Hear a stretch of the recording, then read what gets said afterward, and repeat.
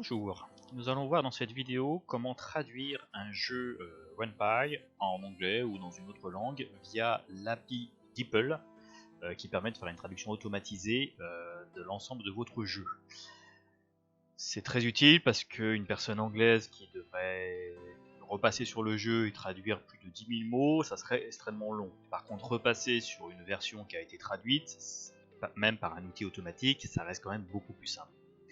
Donc là on voit, j'ai le jeu qui ne propose pas de langue. On va tout simplement utiliser l'outil que RenPy met à disposition, donc sur votre bon projet, générer les fichiers de traduction. Vous mettez le langage que vous souhaitez générer, bien sûr mettre des chaînes vides, et vous générez. Cela va avoir pour conséquence de créer un répertoire English dans votre répertoire, qui va se remplir automatiquement avec des fichiers qui ont des chaînes vides. Voilà. RenPy a choisi, et c'est d'ailleurs à mon avis la meilleure solution, de parcourir vos scripts de jeu et de ressortir tout ce qu'il considère comme un texte et de le mettre comme clé de référence dans le fichier. Les lignes en commentaire n'ont aucune incidence, elles sont nécessaires en termes de placement, chaque traduction doit faire 4 lignes, mais finalement ce qui est écrit ici ne sera pas utilisé par le script. Ce qui compte, c'est la petite clé qui est ici, qui va être une sorte de clé de signature MD5 qui a été calculée à partir de tout ça. Le problème, c'est qu'effectivement, si vous changez la moindre virgule en français de ce texte-là, la traduction sera caduque et ne sera plus utilisée. Si vous faites des modifications dans votre script de la langue française, vous devrez régénérer les fichiers de traduction et cela va ajouter à la fin de votre fichier un nouvel encart avec les nouvelles traductions.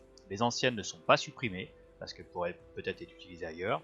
Et du coup, si vous faites trop de modifications en français, votre fichier va se polluer avec des choses inutiles. Donc quand vous lancez la traduction, faites en sorte que la V1 soit pratiquement finalisée. Donc là les fichiers ont été traduits, c'est fini pour RenPy. Là, soit vous donnez les fichiers à quelqu'un qui peut remplir pour vous, mais c'est très laborieux parce qu'il y a vraiment beaucoup de texte à faire. D'ailleurs, vous pouvez faire vérifier le script et vous allez pouvoir estimer le nombre de caractères.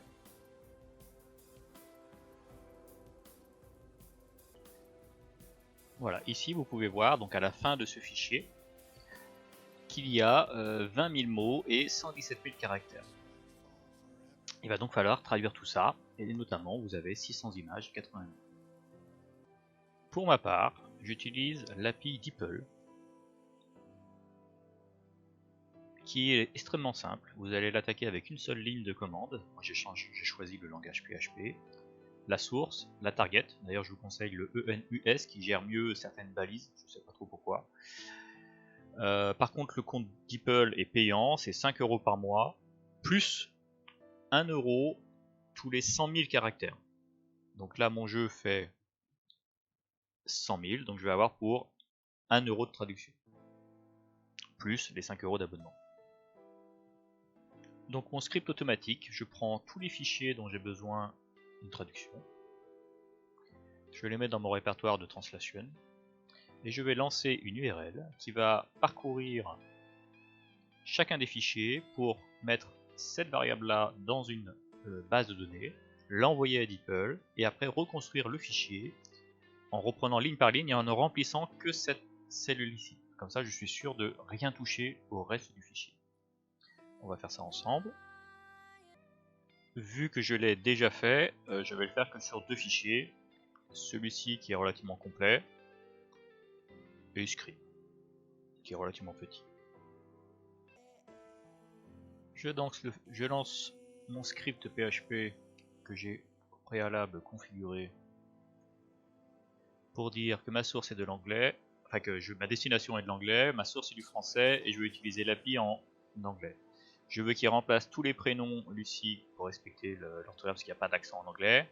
Et je veux qu'il check les balises parce qu'elles ont tendance à être cassées lors du retour de l'API DeepL, c'est pas automatique.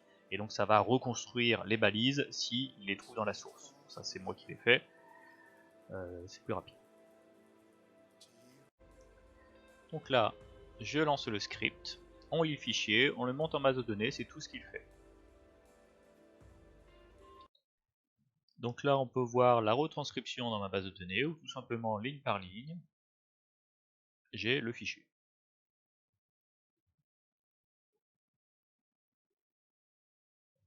C'était une nouvelle partie.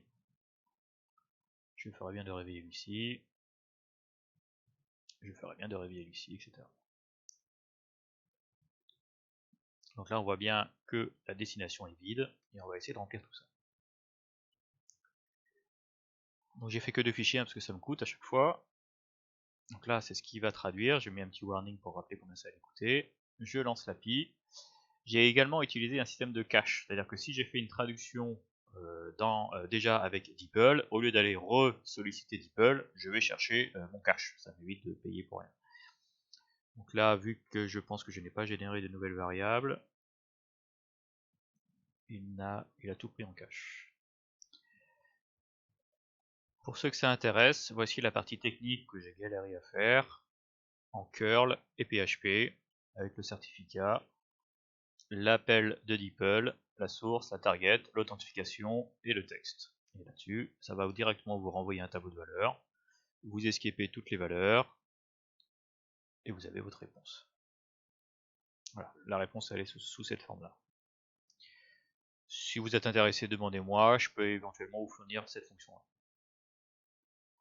Donc là, on voit que ma cellule a été traduite, et maintenant on va reconstruire le fichier en prenant ligne par ligne, et au lieu de prendre cette cellule-là, on va prendre celle-ci pour reconstruire le fichier. Pour rappel, hein, le fichier est vide, et on va le reconstruire.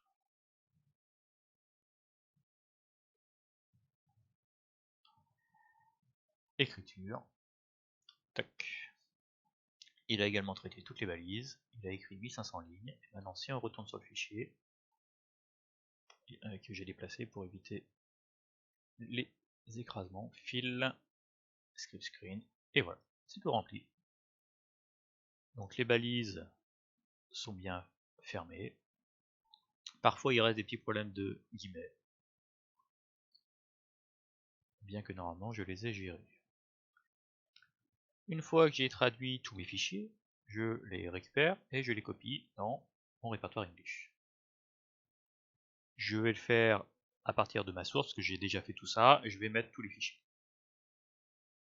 Donc maintenant dans mon répertoire Translate, tout est pré-rempli, avec la traduction automatique. Je vais faire un premier lancer pour voir ce qui se passe. Donc le jeu s'est lancé, mais il n'y a pas de menu pour basculer en anglais. Donc pour faire ça, il faut retourner dans votre écran qui affiche ce menu-là. Hein. Vous cherchez Avance rapide et vous retrouvez ici. Vous ajoutez ce bloc ici, donc un bouton de radio. Et normalement cela suffit. Il faut recharger.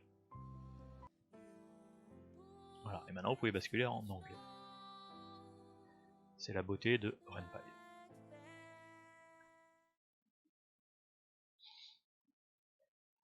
Là, je vous conseille de parcourir la totalité de votre jeu pour être sûr qu'il n'y a pas de plantage sur des guillemets qui seraient restés en place ou ce genre de choses.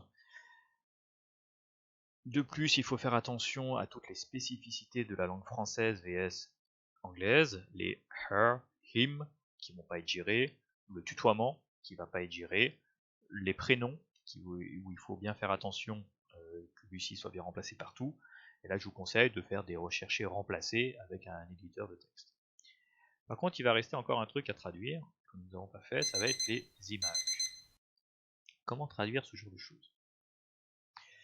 RenPy a fait quelque chose qui est magnifique, c'est que vous avez juste à créer la même architecture d'image que vous avez faite. Donc là, je suis bien dans le répertoire de traduction.